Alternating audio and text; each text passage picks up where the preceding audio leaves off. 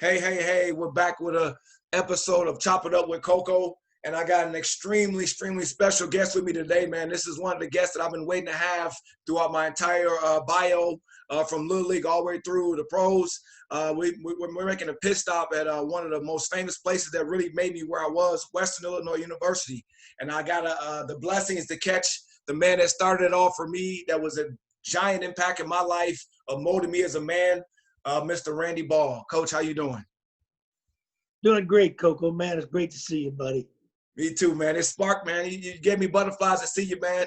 I'm doing this bio, and I really appreciate you keeping in contact with me and a few other guys, probably a lot more guys than I ever thought. But I just had to have you on this bio, man, for the simple fact that you meant so much to me and to my family and things like that. So, and a lot of guys, they said the same thing. So for me, I felt like I couldn't have a bio without having a man that really started me on my path of success. So like with me, Coach Ball, my cement is dry. I'm done playing pro ball and ball in general. And then like I was talking with you a little bit a while back, like once you go through your entire career, you get to go back carefully and just kind of see who really meant a difference and who really was there for you, who was really honest and straight up with you. And you had an amazing impact on me when I left Western. You know, everything I did after that had a lot to do with you. And I want to talk about this small thing, Coach. I just want to talk about you as an individual. Like one thing I love about you, man, I know you grew up a certain way, but you had a lot of guys that played for you that absolutely love you. And talk about why that is. I mean, I know why, and I'm going to tell the world why I feel that way about you, but talk about your mindset, through your journey of coaching and things like that, especially at Western Illinois. Well, I was really fortunate the way I grew up. I grew up around African-American people. My dad was real good friends with a lot of guys there, and grew up in a little bitty town when I was a child in Paris, Missouri. Mm-hmm. The first toy that I ever got was from a black guy named Mose. It was a little cap gun, and man, it was really cool. And so I've always felt comfortable around African Americans and Caucasians as well, obviously. But I've been very blessed to be able to recruit some really good guys. And probably the best thing that you can do as a coach is bring them in, make them sure they graduate, and then try to give them the values that they may or may not have had, depending upon how they grew up, and let them be successful in this world. Because, I know how hard it is when you grow up without money and don't have a way out unless it's through athletics and through getting a degree. And that's why the most important days to me throughout my coaching career were game days and graduation. That's as good as it gets for me. And seeing guys go across there knowing that they'll never have to go back to their rough background that they came from. Absolutely correct. Coach, I love that about you, man. You said that perfectly. And it's one thing about you, you wore it on your sleeves. Everything about you was about everybody. It wasn't black. It wasn't just white. It wasn't Hispanic. It was all. And that's just the way the man you was. And so with me, and I know a lot of guys feel this way, you was extremely motivational. Right now, you're calm and you're cool, but you had us to a point to where you were very motivational with your words. You're a very sharp man. You said a lot of stuff that made sense. You said a lot of stuff that related to us before games, during the week, etc. But I'm going to tell you from my heart what I really believe. The reason why you had guys play so hard for you because they knew you loved them. And when you feel like somebody loved you, there's nothing you won't do for them. For me, I didn't want to let you down. You know, the way I had grown up and for you to come into my home, you, Coach Wilt, things like that, you went into a lot of these folks' homes who came from very broken homes like myself. And when you came in there and looked me in my face, man, you never lied to me. And as a kid growing up the way I grew up, and a lot of guys grew up, but I'm going to talk about myself, when somebody looked you in the face, give me an option. Tell me the truth and let me decide if I want to go down your path. And you did that to me. You know, when I first met you, man, I just looked you in your face. You came to where I live. You wasn't afraid to go to where I lived. So for me, that meant a lot. And the same story, I'm sure, is with a lot of other guys. You went and pulled some people off the streets and gave them an opportunity to be successful for their families and for themselves. So for me, that's forever thankful. I'll never thank you enough for that reason. But just you being the way you are. But I'm telling you now, you look me in the face. You know, I remember asking you certain things, and everything that I asked you, you looked me square in my face and said, you're going to get that opportunity. You never promised me anything. I was extremely competitive. You know, I was ready to move on with my life. And for you to do that for me, man, it meant so much because you never lied. You were the first one that really never lied to me. You was the first one that showed me, hey, you can do this, you can do that. You believed in myself and a lot of us other guys more than we believed in ourselves at that time. So for us, we knew the way out for us was sports, you know, and like I said, your mindset was academics. So you did a great job of mixing both, man. But I'm just telling you, man, it was just amazing that every guy that I've spoken to from the Leathernecks, they say, man, I would have jumped off the Sears Tower with Coach Ball if he wanted us to. I would have ran through any wall that he wanted us to run through because, like I said, it was because of the love. Your motivational skills were A+ with a plus behind it. But it's because you showed that love, that fairness. You know what I mean? There were guys that would get kicked off the team. It didn't matter who you was. If you wasn't part of the team, part of the family, we don't need you, man. And that was your message. And I remember very thoroughly, man, I never saw one person as a Leatherneck ever before me, you know, because I had ties before me. You know, Buck Phillips was a very personal guy to me because he grew up with my brother. I had a brother at 16 years old that was in a tragic car accident that passed away, but Buck and my brother grew up together. So when you came to recruit me to go to Western, I was already in.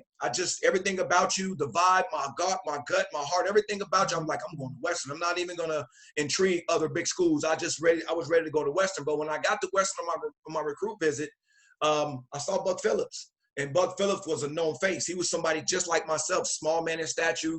He got an opportunity to go to Western and be successful, and you gave him that. So for me, any kid that lived where we grew, we just wanted an opportunity, and you gave us that, man. You looked us in our faces, and a lot of these guys went on to play in the NFL, do well for themselves, and all of them successful, man. All the Leatherneck guys, they're doing very, very well, I should say. But it goes back to that one thing, Coach Ball. When your name come up, they just get all quiet and just – you know, because it's the thought, it's a feeling you have that get over you. For me, it's a feeling that comes over me is because you were that man that came into our homes. You were the man that came into our hoods, our ghettos, or whatever you want to call them. And you say, you know what?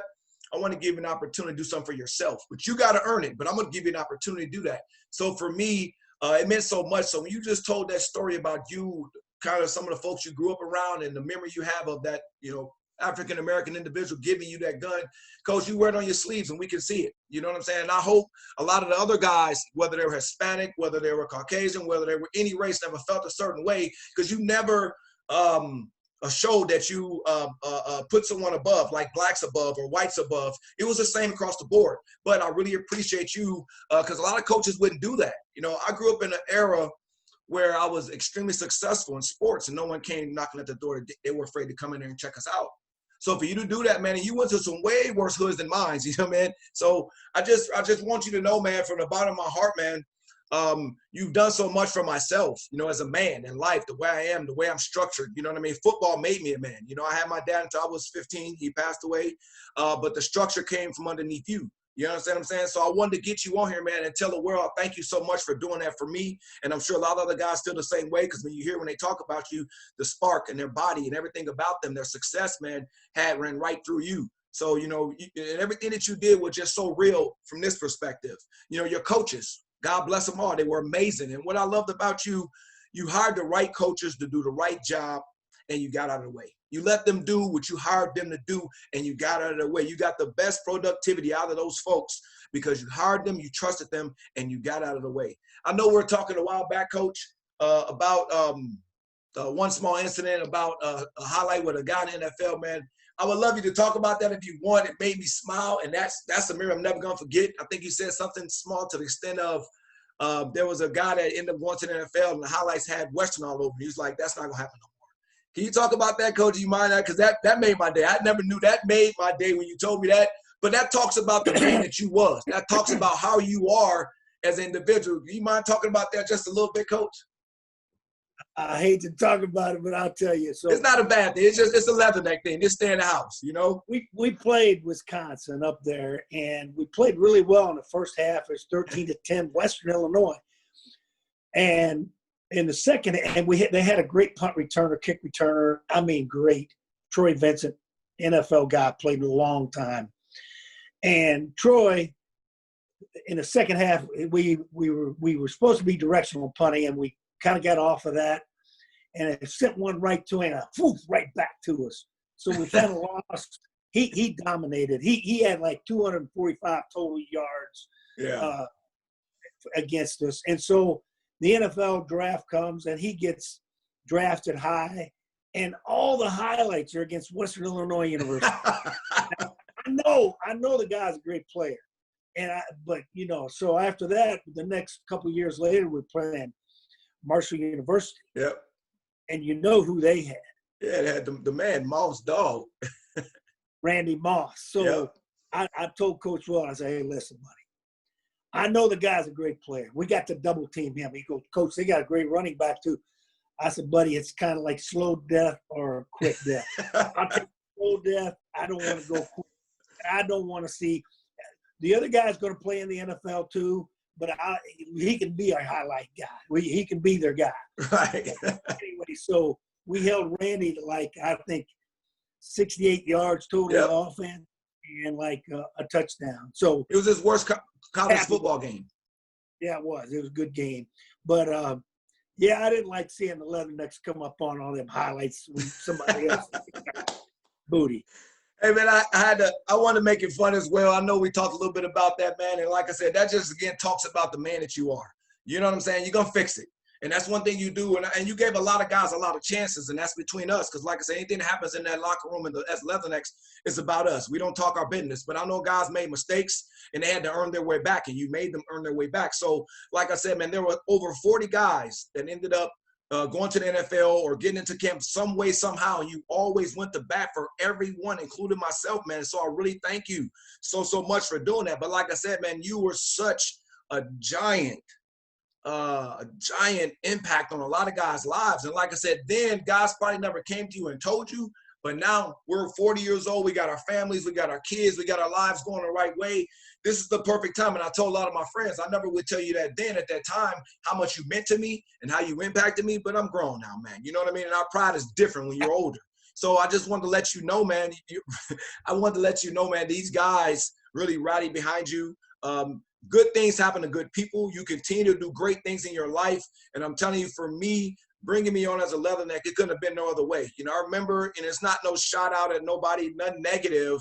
I remember like Northern Iowa having the dome, and I remember them winning the championships before, and I remember them having the brand new everything. And I remember other little spots that I had took a visit to. But I knew when I came to Western, man, we didn't have the best facilities. We didn't have the best number, but we had love. You know what I'm saying? And we had that real brotherhood, and we had the real coach. We had the real everything. And that's why we ended up winning a conference championship. But the thing is, it just took your leadership. That was not easy, man. You had some personalities from another planet, all in one. Talk about that, Coach. How hard was that? Honestly, between me and you, I don't want to bring your family into it, but how hard was that? The person, I can go down the line with the personalities, not negatively, but how hard was it to have all those amazing personalities? We had a great football team, man, you know, the years I was there. But the personalities and all the stuff that you had to deal with as a coach, wow. I really want to know how you went home with your family and what you would do. How did you keep that under wrap and do such an A+ job with getting them graduated and getting them under control? And, Coach, can you talk about that a little bit, please? Well, you know, Coco, we had a lot of kids from some really bad neighborhoods, bad backgrounds. So when you do that, you go out and get those kids, you got to understand that doesn't just leave. That comes with them. Yep. And you've got to learn and how to motivate each kid and how to kind of, you know, getting calmed down and doing things all the Leatherneck way. Right. Basically, we just wanted everybody to conform, to be the right kind of guy and to do things right. We knew, you know, with getting a lot of kids from tough backgrounds that hadn't been, some of them didn't have a father figure to get after them and tell them, hey, son, this ain't the way we do it. Right. That it was going to take some time and some effort. But you know what? Those are the kind of kids I like because, you know, all you got to do is be straight with them, be honest with them, and don't let them, you know, some kids come from backgrounds where they try to get over. That's the whole deal. There it is. Absolutely correct. Okay. You can't let them ever have the feeling that they can get over. Yep. You got to say, hey, listen, I got you, buddy. I know what you're doing. Yep. I know where you're headed. And Coco, I did not like getting rid of people. Very few kids that I had to release, you know, extreme circumstances. I gave them second chance, a lot of guys. And I would say out of 10 people that I gave second chances to, 9 out of 10 came back and did right. Did great. And Yep. I feel like, you know, the whole deal in life is, you know, you got to educate. You got to Yep. continue to work with people, help them get to where they want to go and what they want to do, because everybody wants to be successful. Yep. You know, and I'm gonna tell you another thing I want to touch on, Coach, what I saw too with my own eyes, and this is something that really woke me up, man. And I found this probably more amazing than all the other things that you had done. What I found about you that was really amazing, you really took the time with each individual to learn about them in their life. Like a lot of head coaches, and I'm gonna say this not in a negative way, because I've seen a lot. I was a head coach of a professional football team in the whole nine. But what you did was, I saw this, and this was something I carried with me throughout the rest of my career, whatever I decided to do. You took the time. If you had 100 guys, you took the time to get to know each 100 of those guys, meaning their life, who they are, just everything about them. You knew their name, you knew their moms and dads, you knew everything about them. You could relate with them. A lot of other coaches would know 50 of them, or maybe 70 of them, or maybe even 30 of them. But you took the time, man. When I seen that, man, that was probably one of the biggest amazing things about you that really stuck in my heart. You took the time to know every single little individual that was a part of your organization. And a lot of folks to this day don't do that. So with that being said, that was one of the biggest things. And I just knew, man, like I said, you would always made sure these guys, like you said, you kept them in order. It wasn't about who was bigger and stronger. It's about them give you an opportunity to do something with yourself for your family. Don't blow it, because I can't have you making me look bad. I brought you here, and I can't have you making me or this program look bad. So you gave structure to people that didn't have no structure. I know some guys that were super wild, and they got tamed. They got structure, and now they're doing great in life, and they owe that to you. And I know that, you know what I mean? Because I was in the trenches with those guys. I knew how these guys lived their lives. I knew how some guys were. But with that being said, man, I really, really, really applaud you, Coach Ball, man, from the bottom of my heart, man. You did that, and that was one of the most amazing things. You took every individual. You knew everything about them. You knew their names. You know how to say their names. If they had a weird name, you found a way to say it the right way. You just really, really bought in, and you showed them love. And like I said, it goes right back, man, to I know me personally, and guys have said the same thing. I never wanted to let you down, because I remember you coming into my area, my home, my zone, and let me know, hey, you can have an opportunity to get an education. You never said a word about the NFL, never said a word about this, never promised me a doggone thing, and told me, hey, you're going to be competing with this guy, and this guy, and it's up to you to compete. And so for me, that's all I ever wanted, was an opportunity to get the right way to compete. And I just love that, man, that you was that way, man. So like I said, really great things happen to great people. You're an amazing human being, great man. I just really, really, really thank you, man, for pulling me that way. Because like I said, me and those guys, man, we talk all the time, man. I just couldn't wait to do this with you, see your face. I hope your family is all doing great, man. Now with this right here, Coach, what I like, if you can, talk to some of the people that was important. Like, I want to know why, who was the importance of made you the way you was. I know you had your dad, your mom, and people in your life.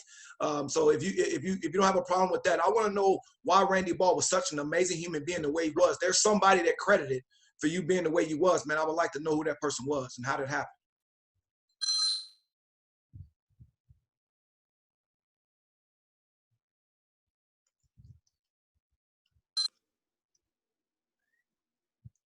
Okay, you back on? Yes, sir. Okay. I was very blessed. You know, my mom and dad raised me, and you know, growing up, my dad had to work really hard, and my mom didn't work. She stayed home, took care of my brother and I, and my younger brother, and he had to work really hard. And you know, we didn't have a lot of money, which a lot of people didn't when I was real young, and I was very blessed to have. My parents were awesome. They were very sympathetic to people around them, and my mom was like very sympathetic and with poor people that didn't have money, and understood how that kind of went. Yeah. And always kind of for the underdog, both of them. There you go. And my coaches that I had my junior high school coach was Tom Travis. Mm-hmm. And they weren't going to let me play football because I had a bad back, I had a birth defect. And he hung in there with me, and I finally got a doctor to clear me. Mm-hmm. And I came into freshman football late, I was really a great running back like you, but they I played heard me at that. guard. Yes. But anyway, so I went to Northeast Missouri State. I played Bob Rourke in high school, great coach.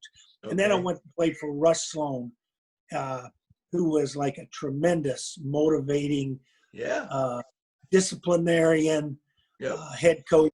We had, my senior year, I was one of the tri-captains, and the other two guys got drafted. So we had some really good players. There you go. And my line coach was Bruce Craddock, famous Leatherneck head coach. Yep. And Coach Craddock was kind of my guy. Now, as you know, and you've heard stories, man, hard man now. Yeah. If you could play for him, yeah, you're all right. So I got the benefit of playing for some really great coaches. And then I got to work with a guy by the name of Rob Hicklin and Charlie Cowdery, and coached in high school. So I coached high school, small college at Missouri Western, Truman State, and then Illinois State, Western Illinois. So I got a really good background of all different levels. Throughout those times, I became in charge of academics at Truman State, which I hated, registering and all that. But now I got 90 guys to register every doggone year. Right. But that really helped me to get to know the kids better. Yeah. And it really helped me to make sure to watch them closely academically to see how easy it is to fall out of there. Yep. And even as a head coach, I kept that. Yep. Because I wanted to make sure that they got that degree. And so that's kind of who shaped my life. I was very blessed. Of course, probably the biggest thing, I had the most understanding wife that you could ever have that helped you when you came home.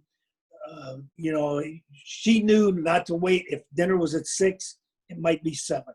If dinner was at 7, it might be 9 before I get home. Never got on my case about that. Did my job. And highly supportive. Both kids were the same way. And we loved our time in Macomb. We loved the administration.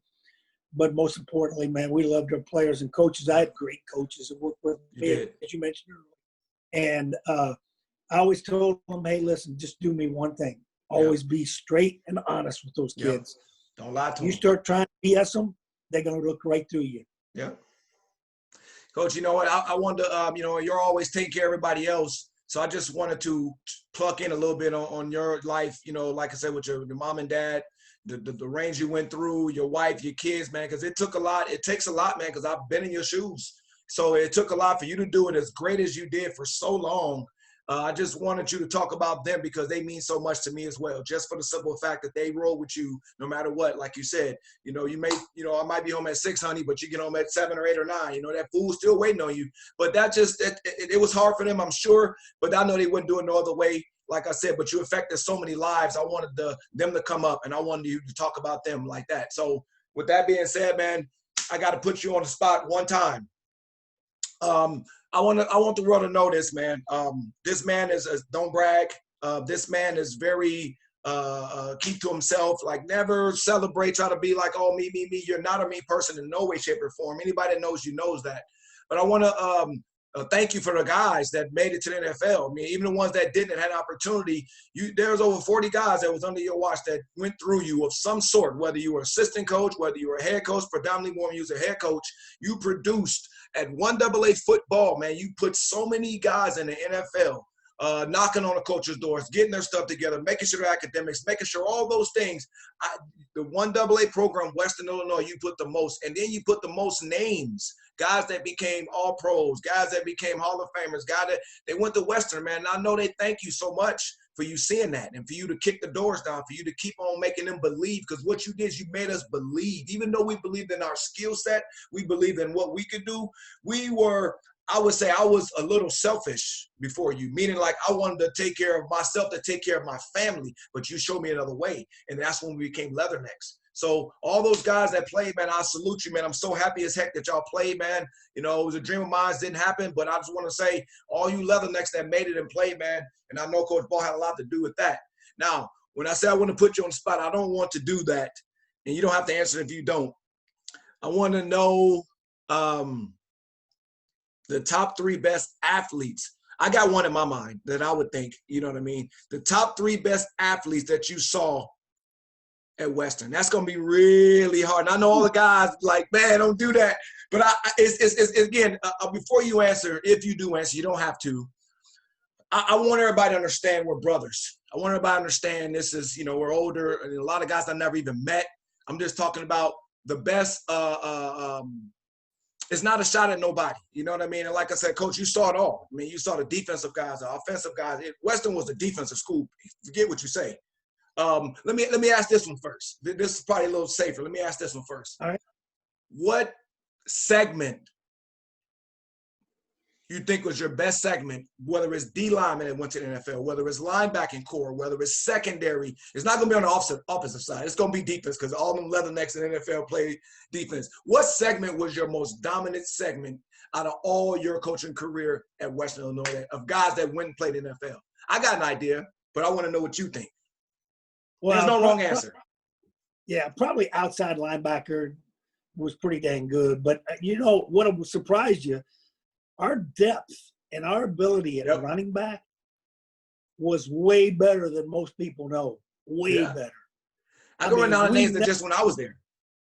Oh, I'm going to tell you what, Coco. We had players there and it was kind of a position that I love to recruit because, man, they could turn it, man. They could turn it. And we had some great players. I mean, geez, when you were there just by yourself, your year. Yeah. Think of all the backs we had. Yeah, we was. And I mean, we had backs that could start for other teams. Yep. That rotated.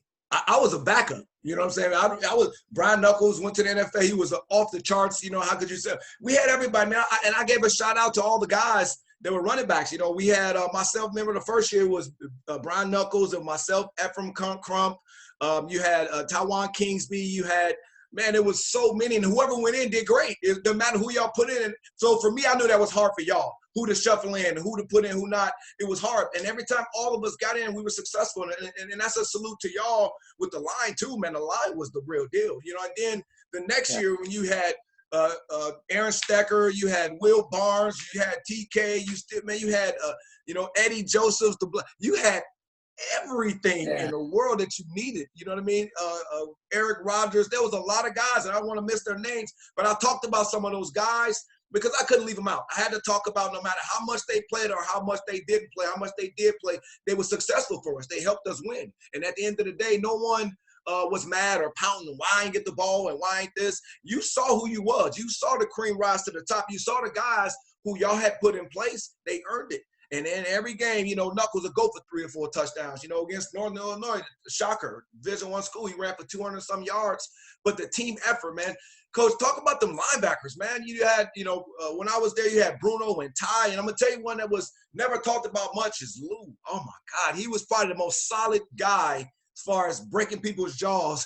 Because I talked about him. Me and Buck owe him a lot. Our success, because like I said, I was a backup running back.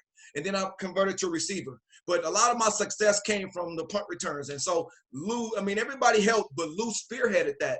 The linebackers coach, man.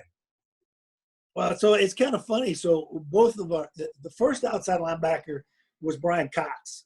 And I took my son with me to watch East St. Louis play at Illinois State. East St. Louis was a monster. Not to cut you off, they were insane. What Lou and Frank and all them guys did, Lord have mercy, but keep it going, Coach. So Brian knocked the guy out in the game, on the state championship game. So I thought, man, I got to have that guy. So we recruited him hard and finally got him.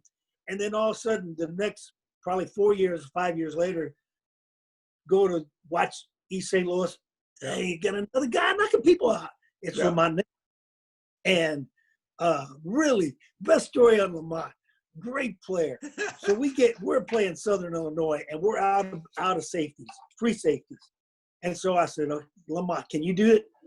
Oh, Coach, no, man. Lamont was back. He had to be back 20 yards. Yeah. I said, man, move up. He goes, no, I'm not going to get DP. But I tell you what, man, I love those kids. And coming out of a tough neighborhood and a tough school area. every one of those kids that I know of graduated. I mean, Coach Shannon down there there's a lot of great coaches in the world. I mean, Bear Bryant and Nick Saban. You know what? He might have been the best high school coach from what I'm hearing. He might have been all the state championships and the national championships. And I didn't know that I knew they were great, but not that good. And all those guys, Frank and Lou and Stu, they say the same thing, man. My motive started with Coach, the guy from East St. Louis, Shannon, I want to say. And that just talks a lot about that, man. And like I said, once you got Brian Cox, the ringleader, they just fell in place, man. They fell in place. Well, that was a school, it's kind of, I know this will blow your mind, but that was one of my favorite schools to recruit. No, man, how could they not? I had a great rapport with the guidance counselor, Ladora Williams. What a sweetheart, man. She worked so hard to get those kids out of that school and get them into college. And the principal, and then Coach Shannon. I was in the cafeteria one time, and all of a sudden he came over, and I was talking to one of the players, and he goes, "Coach, you got to get out of here." I go, "What's the matter?" He goes, "You got to get out of here right now." And I go, and I noticed that there was some chanting going on between the tables. Yeah. He goes, "We're about to have a gang war, and you're going to be right in the middle of it." It's okay, let's go. But see, that's what I'm talking about. You was not afraid to get in there. And like I said, you even know these folks' name that were at the school because they were doing so much to help these young men get out and be successful. That, again, I take my hat off to you for those things. You know their names. You knew what they had, what you had to do. You were a genius when it came to recruiting and getting people where they needed to be. And there was a lot of talent that people didn't see, and you just went and scooped them up quick, Coach. So, man, that's amazing. So here we go, man. We're at the end of it. Now, the blast question, I don't want to, but I got to get your most talented athlete in all your years at Western Illinois Leathernecks. And again, please, anybody that's going to watch this, the whole wide world going to watch it, please, brothers, Leathernecks, man, don't take it the wrong way. I just really want to know, and he can have a tie. He can have a three-way tie, and he don't even have to answer it. I just want to know who was the most overall athletic, whether they made it to the NFL, whether they didn't. I mean, I got some ideas, in my opinion, from what I've seen, and I watched the highlights, and I watched that about 10 times just so I can look at, like, man, these guys from 88 or whatever all the way through 96. But there was a lot of guys that just jumped off the page. But the time when I was there, there was some guys who just did some amazing things, you know what I'm saying? And I'm not saying myself wasn't a part of it, but I want to know who was the most overall. I'll give you three guys that play. Jump off the page. Yeah, just give me those three, Coach. Outstanding talent, and not to override anybody else. He didn't make it to the NFL, but we had a guy, the safety, Frank Spraggins, that I knew you'd say super talented, could make plays all over the field, had great range, had great ball skills. Yep. And of course, he'd been a basketball player in high school and stuff, yep. So that kind of helped him. Rodney Harrison obviously played, yep. was all pro and all that. And now this guy was probably, he wasn't the greatest athlete. He would tell you that, but probably got the most out of his ability was Brian Cox. And of course, Aaron Stecker. All those guys yep. were just phenomenal players. And Aaron, the thing that helped us become a great team when Aaron was with us, yep. he not only was one of the greatest players we had, if not the best, he was the hardest worker. Yep. And that permeated throughout Absolutely the whole correct. Team. And then Brian was just so gung-ho, knock your butt off kind of guy. It was a mindset. Yeah. It seemed like I never met Brian Cox, but I heard so many amazing things. But he was so stuck on being successful and proving and showing. He wanted to be hey, I'm gonna show you we can do this. I'm gonna be the ringleader for this. We're gonna do this. We're gonna do that.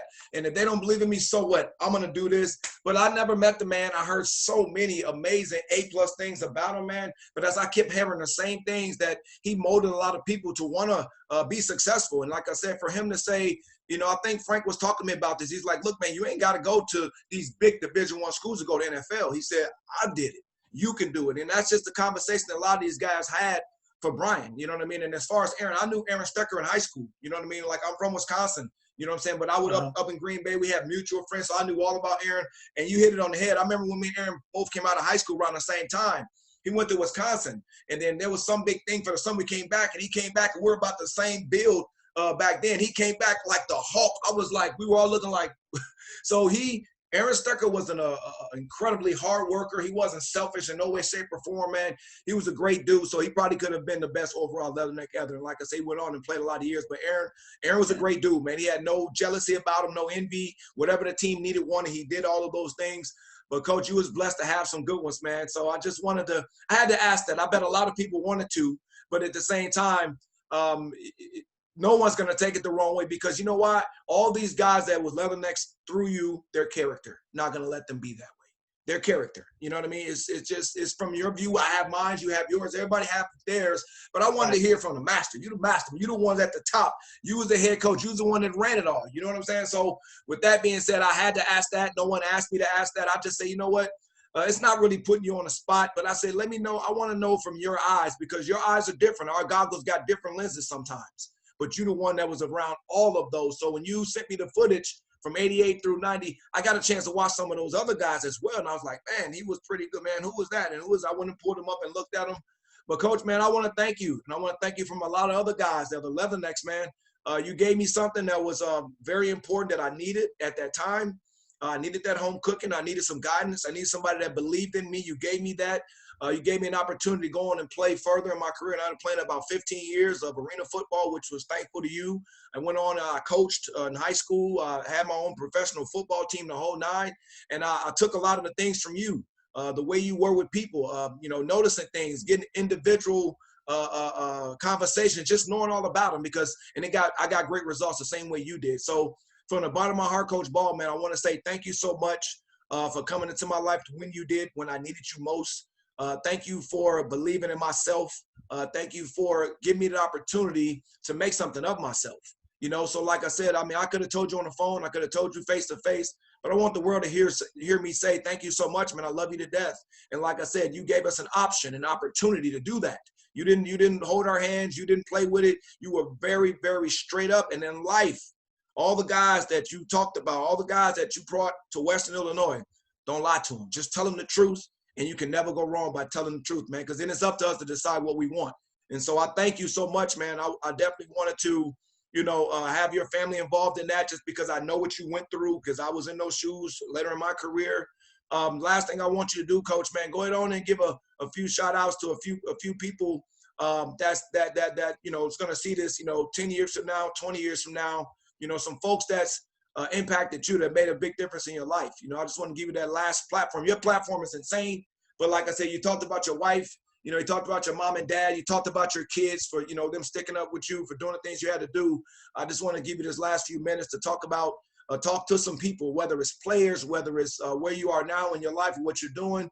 I just wanted to give anybody on this bio of mine an opportunity to look in the camera and tell the folks that's in their life right now, somebody or a few people, you know what I mean, what they mean to you.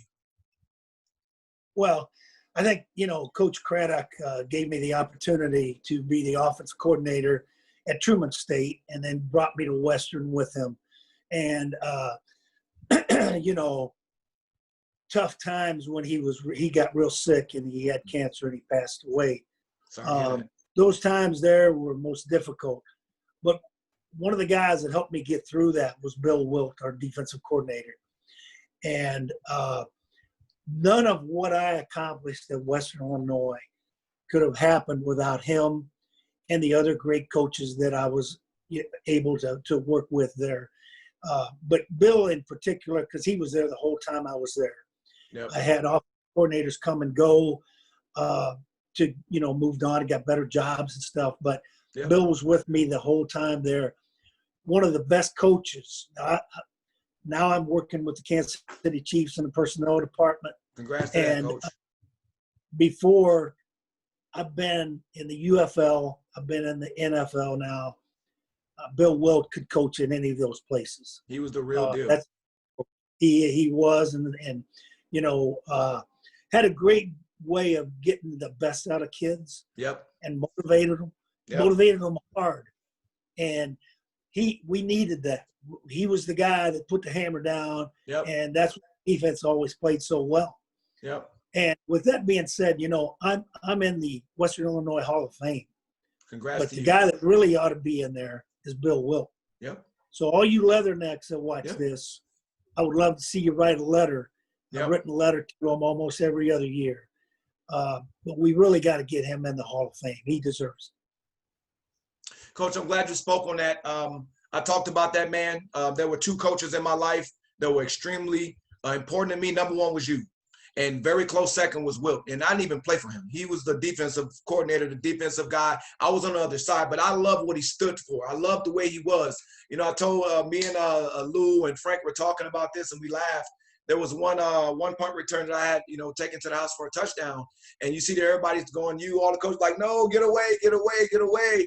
And then I was just fearless. I just wanted to, I was never going to hurt the team, but I just wanted to be successful. And I knew that I had to do it that way. I had to help us that way. So long story short, I ended up running the punt back, and we went from no, no, no to we were all cheering. And then you look at the highlights, you're going to laugh when I get it to put it up, and Coach Wood like this. Like he doesn't, you know, if he does something like that, or he's not going to pat you on the back and say, son, good job, he's not made it at it. If he say, you know, I ended up speaking with him for a few minutes, man, and it just made my heart explode with joy just to hear his voice, just to hear who he was. And, you know, and he's like, hey, I remember you, young man. Real cool, sly like he is, but he doesn't compliment. He doesn't do any of those things. And all the guys said that, and a lot of guys said the same thing, man. He was built for tough, and he was that mindset. You know, we talked about the weight room being 180 degrees. You got the doors are locked. He got on sweaters with the belt and busted his head in blood. He stayed in there. He was as real as they came, man. So, no, with that being said, Leathernecks, let's stand up, man, and let's send some stuff to Western. I'm going to write the letters every day if I need to, man, because he definitely deserves that, man. Because like I say, even though that man, well, I didn't play on his side of the ball, he had an impact on me. And it was because of the way he went about his business. You know, I'm very up attention to detail. And so, like I said, with you, I would notice those things you would do with all the athletes. You knew who they all were individually. Coach Wilt the same way. He had his own way of doing it, and it was successful as all heck. Like I said, look at the success of the guys that played in the NFL. They come from defense. No disrespect, we offense kicked it too, but those defensive guys were structured. He was doing something right. So like I said, that was an A+ pickup, and for him to be with you that long, man, only he know what you've been through, and he has his own story as well, man. So with that being said, man, Leathernecks, man, let's rise. And let's definitely send something to Western, man, because Coach Wood definitely deserve to be in the Hall of Fame. The same with Coach Ball. I think they are attached with everything they do at Western Illinois. The Leathernecks. Exactly right. You're totally like Michael right Jordan and Scottie Pippen. You can't say Mike and Scottie. You can't say Mike without Scottie. And I feel like that, you know. So with that being said, Coach Ball, thank you so much, man, for coming on here in my bio, man, being part of that. It was important to me, and thank you so much for doing that. I thank you for all the things you did for me and all the guys. We'll definitely keep in contact, man. Congratulations to your success being a Super Bowl champion. That's amazing. Congrats. You deserve that. Like I said, good things in life happen to good people, man. You deserve that. And I pray you continue to win much more beyond belief. So with that being said, Coach Ball, man, thank you from the bottom of my heart, man, for coming on here and spreading that joy. And it's going to make a lot of guys smile, and a lot of guys happy to see you, man, and for you to talk about them and things like that. But shout out to your family and friends as well. Hope everybody stay healthy with this coronavirus and things like that. And I hope y'all go ahead and win it again next year, man. You know, you my man, you my coach. I got a lot of friends that play on different places, but I'm riding with you. I'm always riding with you. Any card, any deck get dealt to me, I don't care if my son one day playing NFL. I'm rolling wherever you at. I'm rolling with you. You know what I mean? So right now, I'm a Chief fan. You know what I mean? So you there, you do what you do. I'm riding with you no matter what. So with that being said, man, Coach, hats off. I salute you to a whole nother planet for what you did for me. And I'm looking forward to seeing you do more successful things, Coach Ball. Thanks, buddy. I appreciate you. Tell all my former players I love them. I miss them. I'm proud as heck of them. Just keep doing good. Proud of all you guys. Appreciate that much, Coach. Take care of yourself, man. We'll definitely be talking soon, Coach Ball. Thank you so much, man. Have a good one. Tell your family I said hello. All right, buddy. Take care. Thanks.